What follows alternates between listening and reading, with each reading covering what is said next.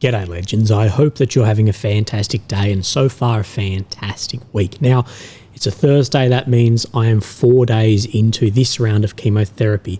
For those who don't know, I'm undergoing chemotherapy and the treatment which I'm on is 5 days in a 28-day period for 12 months. So from this point until about day 8, because the days after I actually stop taking the medication are worse, I will be pretty rough if I can make a video at all. But thank you guys for sticking with me. Now, before we go over what we're going to go over, and it's always, fairly the same, I just want to give you guys a massive thank you as we have hit a large milestone of over 200,000 subscribers, something which my mind fails to comprehend the size of that and how we got there. And this is a real milestone for me, but it should be just as much an achievement for you as well. You've watched me, you've applauded me, you've criticised me, you've forced me to be better and to do better, and we are succeeding as a whole. I think you guys should be very happy with yourselves as well.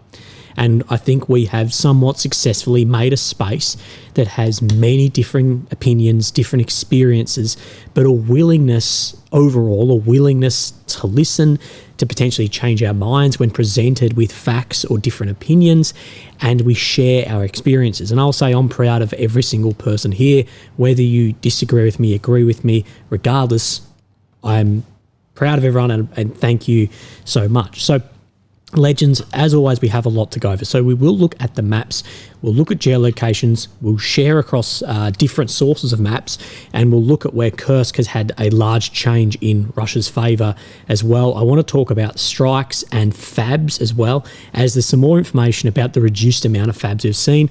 We want to look at, of course, the special envoy that Trump has put forward, Keith Kellogg, and how him and President-elect Donald Trump are looking at ending the war, as well as talk about NATO, Ukraine, and what Zelensky has said in an interview. But there's going to be a bit of a long-winded intro here, but it's something I wrote and I really want people to listen to this. But if you don't, I don't know, you could skip forward. It's YouTube, you do what you would like. But I have a bit of a concern that so many, including us, may have let our own bias, our own ego, and initial Russian command failings come to the forefront when we are assessing this war. Especially now as we're not in year 1, year 2, we're at the end of year 3, we're approaching into year 4. That we need to look at this historically and what is actually happening now. It's not 2022 anymore. And Russia historically has had some of the most competent military commanders, from Prussia's Karl von Clausewitz to Brusilov in World War I to Zhukov in World War II. And historically, Russia has relied on attritional warfare in its military campaigns. And this is somewhat of a foreign concept to modern generals, modern officers, and especially modern analysts. And it is foreign to our societies as well. As Napoleon said about Russia, European discipline with Asian tyranny.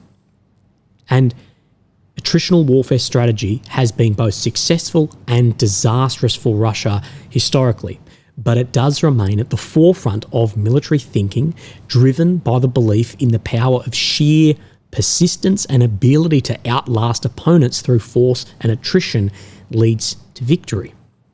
And we can see examples of this from the Russo-Turkish wars from the 16th to 19th century, Napoleon's invasion, all the way through to Stalingrad. And the reoccurring themes in this is the vastness of Russian territory, the use of overwhelming numbers, and a focus on endurance to exhaust enemies. Now, just because we may not agree with tactics or we question the ethics used does not mean that we can assume that there's complete military incompetence. We cannot apply our standards or our standard of acceptable losses or hardship onto a foreign country. Like Churchill said about Russia, Russia is a riddle in a mystery inside an enigma. Sorry, that's incorrect. Russia is a riddle wrapped in a mystery inside an enigma. What I think we may fail to see is that Russia isn't fighting for victory per se. They're fighting for exhaustion. Exhaustion of men, exhaustion of machine, economic and psychological exhaustion too, being the will to fight. This is proper attritional, exhaustive war, where at the end, you will be exhausted too. Russia will be exhausted too. But the hopes of this is that your opponent has nothing left, not even enough to form any real resistance.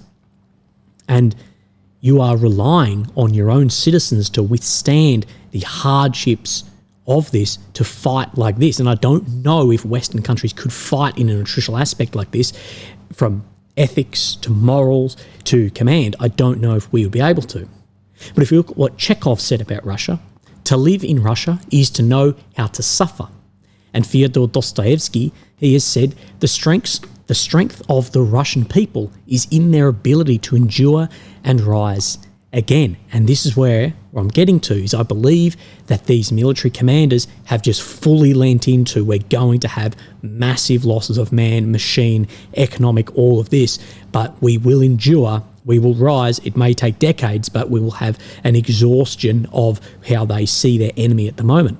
And I believe a good example of this is the bombing campaign from both the air and the sea. And the question of why is it always a few missiles, maybe a few tens of missiles, and then nothing for weeks? Once the Ukrainian air defence and electrical stations are patched back up, then they are hit again. We know that Russia is capable, and likely is still capable, of firing hundreds, if not thousands, of missiles in a single launch. So why is it not like this? Well, that does lead into your attritional capability, that it's fixed, repaired, but every time becomes harder and harder to fix.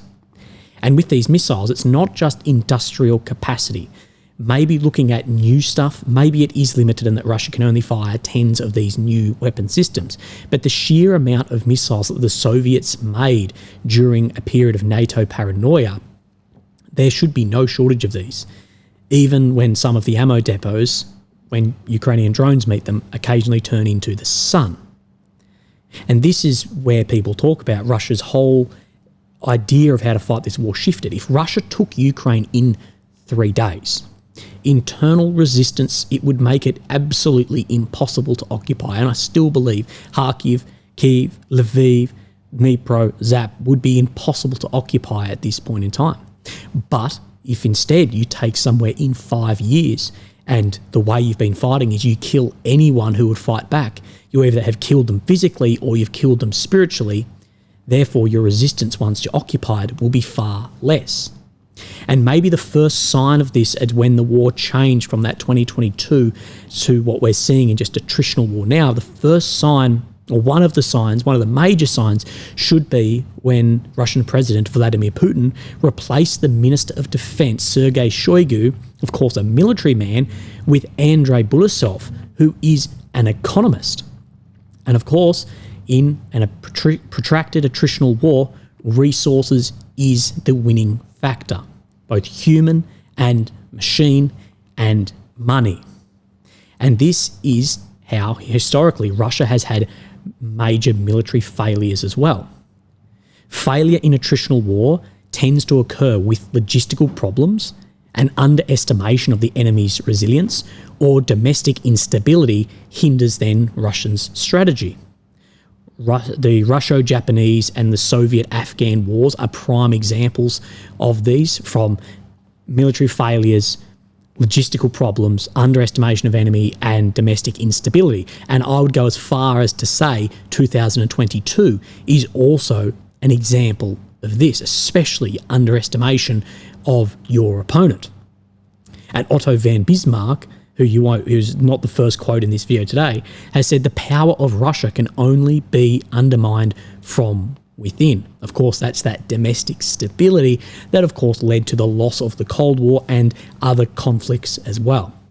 But in general, attritional warfare is successful when the enemy has fewer resources and or a lower capacity for losses.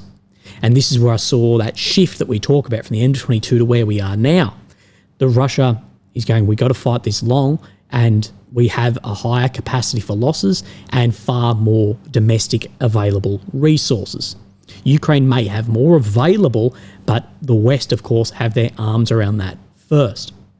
And Russia is not only exhausting Ukraine, they're potentially exhausting the West and driving division in the West. We see there's shells getting bought from third-party countries, intermediaries, and of course Slovakia and Hungary and France and Germany and the US. There is division there also. Now, does this mean that Russia's going to have an invasion into NATO? No. But could this potentially leave the door wide open for the rising superpower who has not spent a cent on these conflicts? Instead of spending $1 trillion in Afghanistan, or $9 trillion, whatever it was, they've invested in their own country and development of their military hardware instead of spending it in the bloody desert, is China. Could this exhaustion of both Russia and the West leave the door wide open for China? What do I always say in either maneuver warfare or attritional warfare? Attacks must be simultaneous and successive. And may an attack from China be successive? This doesn't mean an attack with guns and tanks and planes, but it could be economically with tariffs and sanctions and pushback as well. And I'm not entirely convinced that history will read that Russia got an arse whooping in this war. The first chapters of that book will definitely read like this. But the final one may be that a lot of people got a lesson in attritional warfare that we have long forgotten how to fight like this.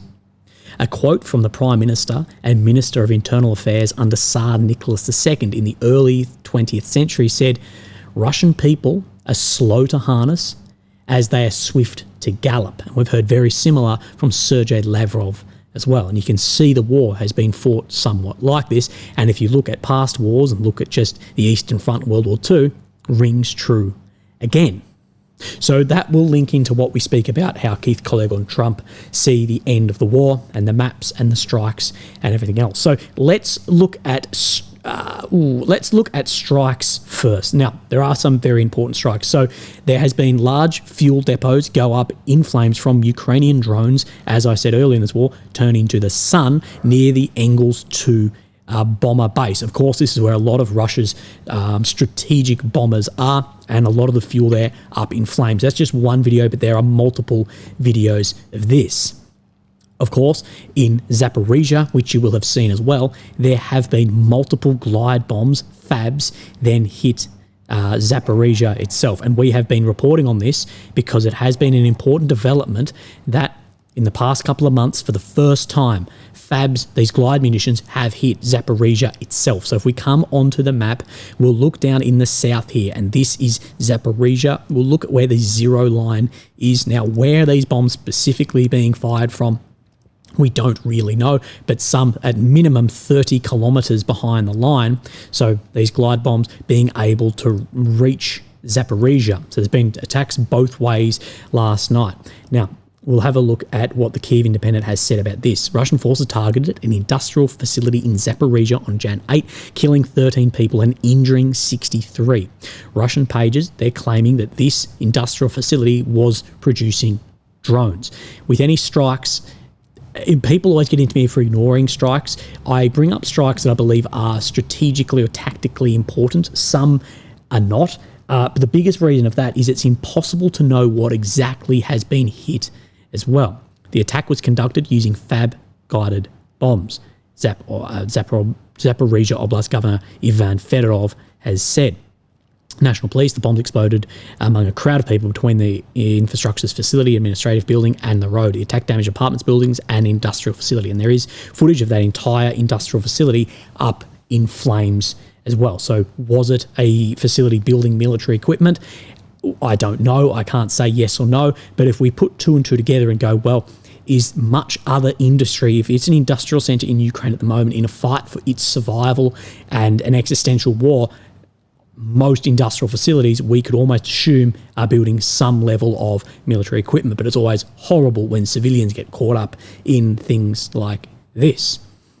Now, before we speak on FABs further, I just want to show you this. This is a Russian Molniya drone here. We've seen these before armed with things like artillery shells, and this is the first time now that I've seen them with TM62 anti-tank landmines on board. And you can see these hitting a building like this. I believe one comes in vertical here on the same building, yes. So you can see these being used with a hell of a lot of bang. Of course, these mines are to blow up tanks. We've also seen these TM62 mines used by both Ukrainian and Russian drones as dropping or in satchels to throw into basements as well. But the reason I show you this is it's just to show that these landmines or artillery shells aren't being used anymore in their specific fashion of what they were developed for.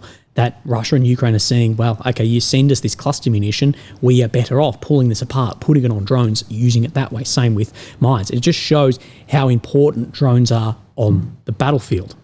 Let's talk a little bit more about FAB glide bombs. A lot of people have said that we're seeing a lot less of them, and I agree with that. We are seeing significantly less FAB videos. Fighter Bomber pushed back a while back and said, no, it's just less videos. I don't know why, but he's been a bit more clear today. Some of the Ukrainians, they counted the cast iron that flies on them and calculated that there were less of it. Less varies from much less to a hell of a lot less. Again, we don't know. There is some truth to it. The weather is not winter weather at all. There are fogs, strong icing in the clouds, and destructively affects both airplanes and the FAB. So it is impossible to use FABs as it is in the summer. As soon as a window appears, they pour in bulk. So as soon as the weather gets a bit better, they then drop bulk of these FABs. But they talk about some of the problems here. And it does speak in his next piece. I've only got this bit then translated, but it does say that some of the higher ups putting on targets just more footage of it, that there may be no actual enemy there for a few days. That's basically what he's saying, is it's somewhat just to get the same slides here. He always speaks, it's a bit bloody difficult to sometimes get through, but he does speak as well in the next part about kill chain. How to reduce the ping between receiving targets and hitting them is also unclear, and this is one of Russia's biggest failures in the beginning of this war, was kill chain. Now, the best example of improvement on this is for sure Iskanders, because what we had seen is the Russian drones may see something, but to get a munition on target, sometimes just useless.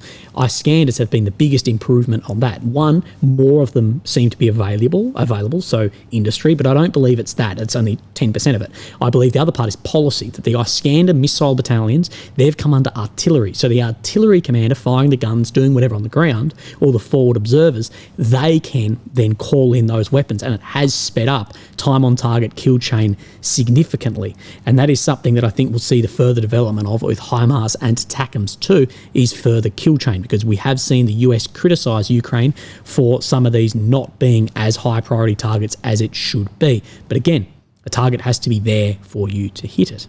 So let's have a look at the maps and go over a couple of things. So we have War Mappers updates over 2024 and December as well. He's always a little bit behind, but he does great work.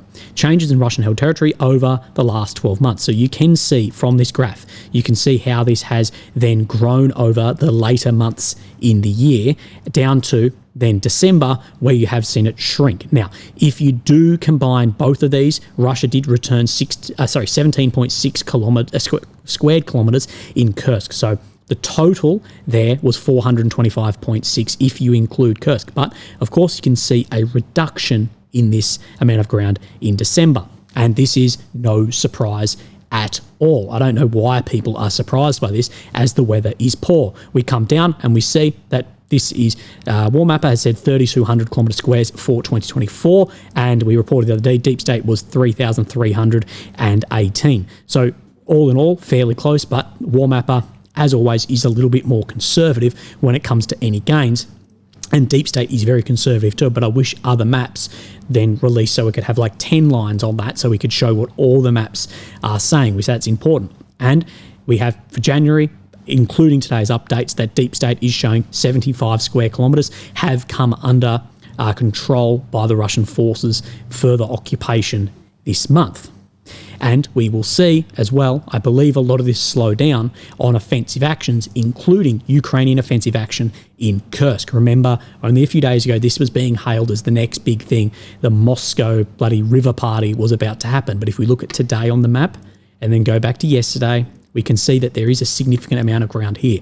I'm not surprised to see Russian offensive action slower in winter, and I'm not surprised to see Ukraine losing ground in its incursion, in its occupation of an area of Russia. Tsar Nicholas I of Russia, during the Crimean War in 1853 to 1856, he said, Russia has two generals in whom she can confide, General January and General February. Of course, of the severe weather conditions that can be felt. It doesn't matter if it's historical war or modern war, weather plays a huge factor. Look at the Su-34s and the Fabs, look at vehicles, even look at infantrymen on the ground. So we see those changes occurring as well, and that in Kursk. Now, of course, I always need to show you, this is Ukraine, the sense of the capital of Kyiv. We showed you up here, Ukraine pushing back from Sumy into Kursk.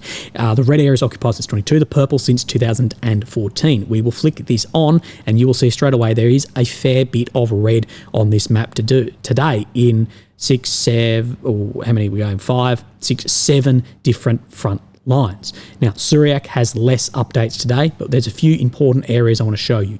So firstly, we'll come down into Toretsk. Now, this is an area where Deep State is copying a lot of criticism for being very behind, even behind on some of their own geolocations, I believe. But let's have a look at Syriac's map. Now, he shows large advancements into here today. Again, if we see where these then Tedicons are, we get an idea of where the border is sitting. And what I say is, where the grey zone is in here is basically where the red zone that Syriac will show, at least in Toretsk. But we can see as well how much heavy fighting and resistance there has been in Toretsk when I show you the destruction in the city itself. And you can see that this is then completely shattered and destroyed. No building isn't scarred and burnt out, and basically nothing but some then concrete hulls and shells left in here.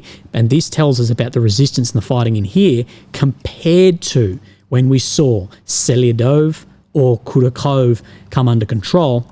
That those cities, yes, there was a lot of damage, but nowhere near what we see somewhere like Toretsk or Bugledar or Avdiivka, which tells us a lot about the rate of advancement in different areas on the front lines. Now, Pokrovsk, we spoke about Fabs, and we're going to speak about Fabs a bit more. I've said that Russia basically has at this point in time a paint by numbers on actions to capture an area.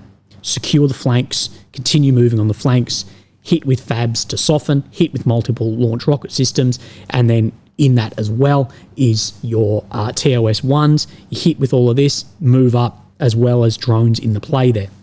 And one thing we are seeing reported from Pokrovsk is in the centre of Pokrovsk that there are a lot of Fab 250s hitting, and as well as multiple launch rocket systems, which I'm not surprised by at all. I've been saying for a few weeks now, when we see more secure on these flanks, what I presume we'll see is TOS-1 Alpha hitting in Pokrovsk and a movement down to those FPVs, which we are seeing as well, operating those FPV drones in Pokrovsk.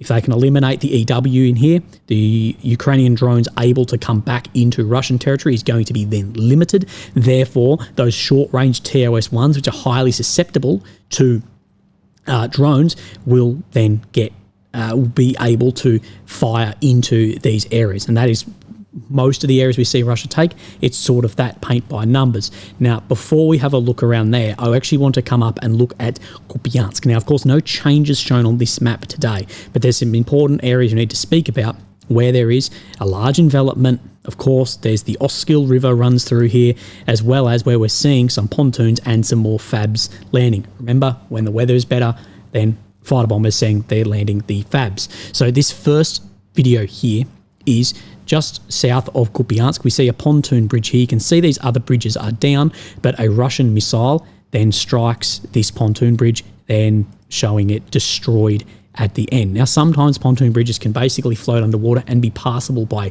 some vehicles. On that one, not clear enough to see, but I'll show you where this bridge is. So this bridge is close enough, so sorry, sometimes this doesn't work, to this Sadove, but you can see here this envelopment that is happening before Kupiansk around this whole Pishani area. Of course, this is the front line we saw out to Senkove. So we saw that bridge go down. Now, in very similar area, we're seeing Fabs landing too. So the reason I've then got this circle is this Sadove. If someone can tell me why sometimes I can't zoom in, this is where that bridge was down. And just to the east of here, now this isn't exact, but it's close enough of where then Russia is then launching Fabs into here also.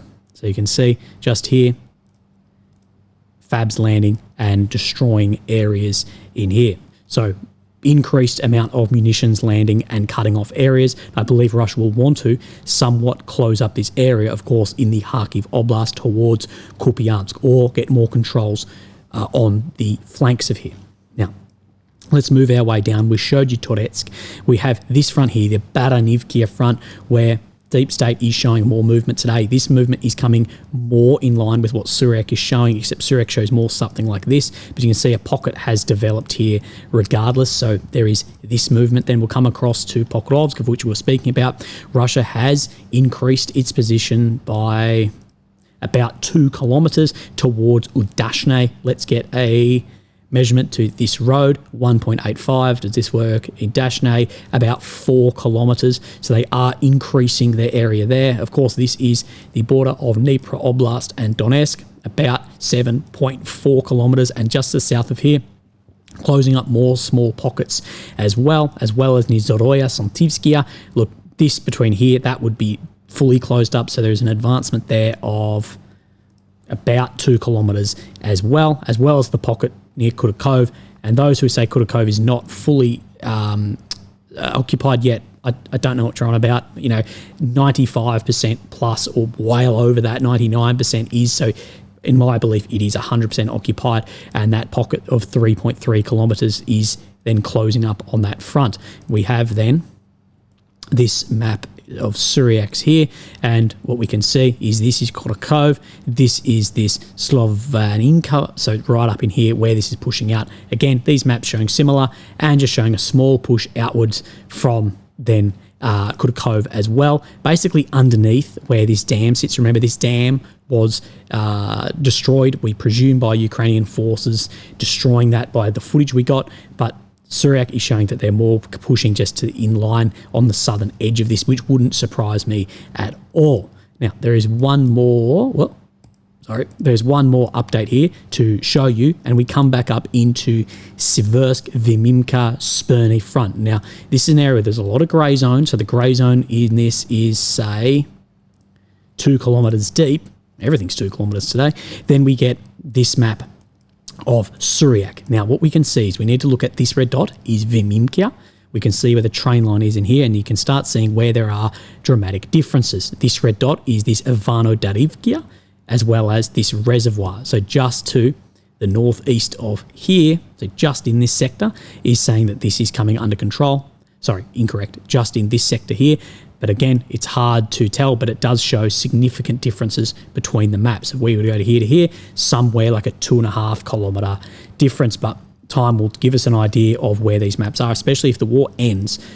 Then firstly, the best thing is people stop dying, but secondly, we will know exactly where that border sits. So Keith Kellogg, who's working as Trump's special envoy to then solve this conflict and bring this conflict to a close, he has spoken to Fox News about both Trump and where they see this war going. And I've just pulled out a few bits of this, but he says he wants the war to end.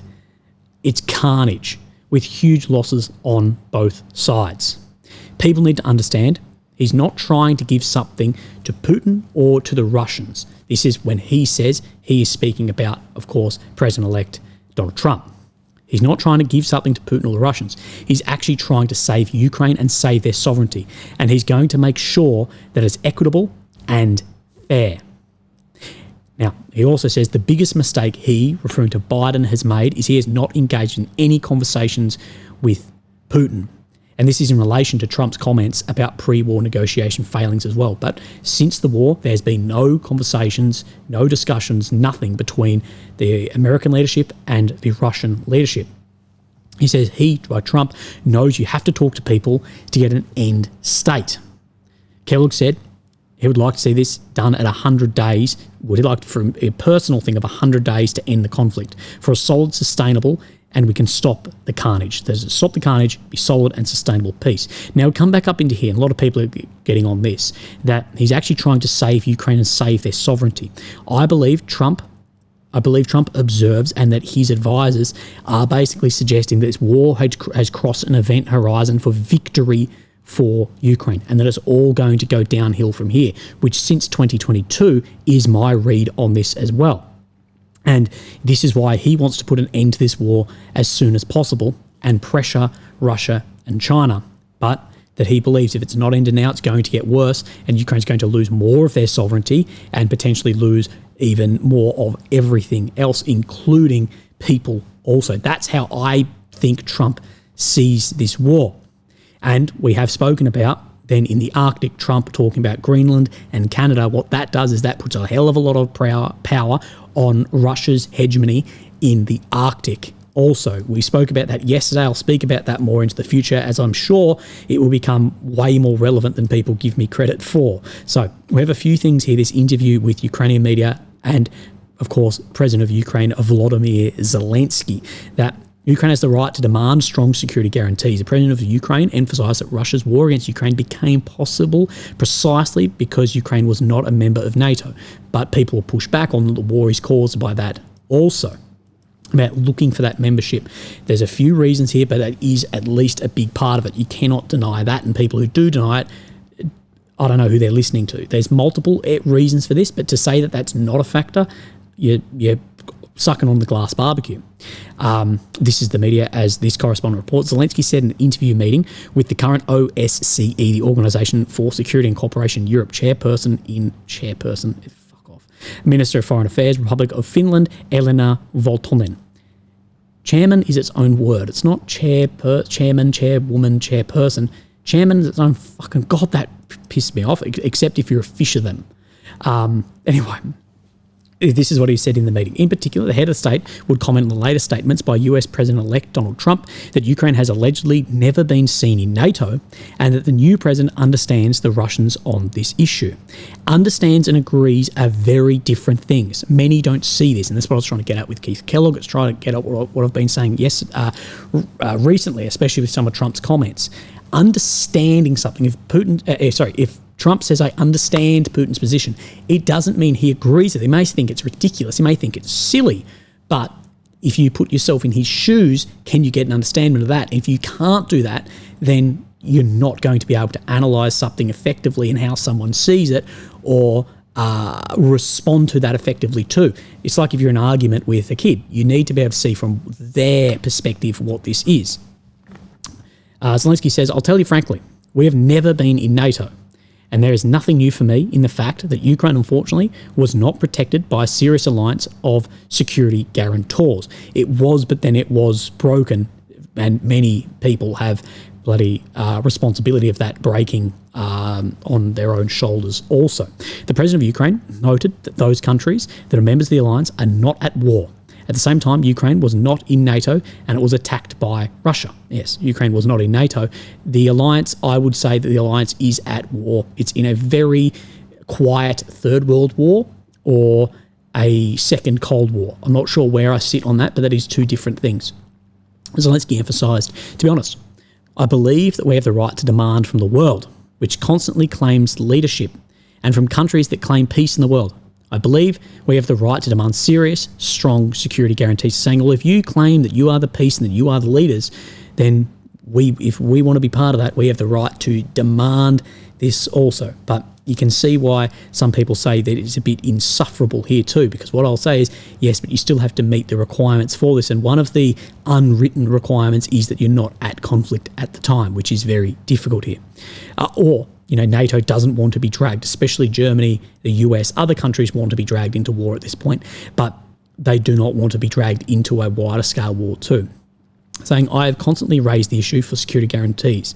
Unfortunately, it depends not only on the US, but also on allied position in Europe. And I'll tell you honestly, unfortunately, with all due respect to all the countries of Europe and the US, and with all due respect to the amount of assistance that has been provided to us since the beginning of the war, but in NATO, there was no joint support from the US with all the allies in Europe. So yes, hundreds of billions of dollars have been delivered, but currently there's no joint support for then entry into NATO until there's further positions of peace and victory on the battlefield, which from a point of view of Zelensky, I can 100% sympathise with him here. This is the analysis bit. I can sympathise with how he sees this, and I'd be the exact same.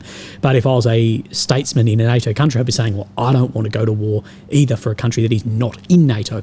I even have some doubts if some NATO countries were directly attacked, if some of the other ones would step in militarily. It's written on paper, but writing something on paper, as we know from this war, and eventually cannot mean that much when it's time to do gangster shit. Some gangsters rock up and some don't. The head of state recalled there are countries that opposed Ukraine's membership in NATO. And it was America, it was Germany, it was Hungary, and it was the Slovaks. This is a fact. And if we speak openly, we must pay attention and say, honestly, they don't see us there. And I believe that this is one of the reasons why we have a war. Or because they did see you there. That is one of the reasons you have war too, is maybe these countries did see you in NATO. Russia didn't want this and thought, I need to take this chance now if I want to have this area back under my control, or if I want X, Y, and Z, or I don't want them in NATO, it's now I have to do it, because once they are, they're not. So that's a somewhat double-edged sword in this. If you're never looking for NATO, this may not have started, but if you're not in NATO, you don't have the guarantees here. It's so bloody difficult. He believes Russians were not afraid that Ukraine would be with someone. That is, Putin understands that no one would stand up for Ukraine except for the hundreds of billions of dollars sent. He understood that his army was bigger, he could destroy us, but the Ukrainian army of strong people and our people, they impressed the whole world. Absolutely, they did. And today we say we want this. I raised the issue with President Trump that we want this not to happen again. And of course, the guarantee for Zelensky to not have this happen again has to be to look to join something like NATO. In his opinion, the most important thing is for Ukrainians to return from abroad, from different countries. The thing is, Putin may go, yeah, but we know if this war ends, you will join NATO, so we need to continue on that attritional factor until it's completely exhausted, like what I spoke about in the beginning. In Europe, we can say that we would like Ukrainians to return at the same time, not support security guarantees for Ukraine. So we want people to go back, but not those guarantees. This somehow does not come together, at least in my head. And I think the head of every Ukrainian who wants to return to Ukraine and have security guarantees for his family, to have something specific, that's what we want. We want specific security guarantees. And something we will see more and more of is Zelensky, and he said recently, people won't return unless there's security guarantees. Now, there's a couple of flip side on this. It's not only people won't return for security guarantees, people, of course, won't return if where they live has been occupied, but they also need opportunities as well. And if Ukraine fails to get into NATO and the EU, then those opportunities are just not going to be there. So they need opportunity and security guarantees, otherwise they'll stay in the EU. And you know what has a demographic crisis of Europeans in Europe? Is Europe. These countries, and I've spoken to a lot of people in like Germany, a lot of Germans are pissed off about how the Ukrainian government, the government treated Germany with criticising Olaf Scholz to blowing up Nord Stream. But they're not critical of Ukrainians themselves. And you know what that does? Well, that can help the demographic crises and immigration crises from the global south into Europe. And a lot of people I speak to say Germany or Poland or wherever is not awfully keen to send these people back either, because it helps massively on their population issues that are occurring too. There's going to be a bit of a battle here. And I think the worst case scenario for Ukraine is they get, they end the war, they get this, get that, no one comes back. You have a financial demographic collapse and Russia just walk over the rest of the territory in a decade time. Separately, the president of Ukraine noted that previously no one believed that Finland would one day become a member of NATO. Now, this is incorrect. This is bullshit, at least from my perspective, and someone who has spent many weeks in Finland. I love Finland. It's one of my favourite countries in the world. I ate reindeer in Finland. It's like cheese, beer, and meat. That's why I look the way I do. It's probably why I have cancer. No. Finland already had very strong security guarantees. It was a country at peace. It's very wealthy. It's very stable. People were more surprised that Finland wasn't already in NATO than were surprised that it was accepted. I know when it first came up, Finland wants to join NATO, I'm like, aren't they already in NATO? So no one was surprised by they were accepting. They're wealthy, stable, for 100 years, literally 104 years, 105 years of independence. I was there for that. As you know, Trump recently said that Russia, long before Vladimir Putin came to power, said that Ukraine would never be a member of NATO. At the same time, according to Trump, President Joe Biden advocated for Ukraine to have the opportunity to join the alliance. And because of this, as Trump noted, he understands the feelings of the Russians. Now, again, this is what I talk about, the understanding feelings and analysing something.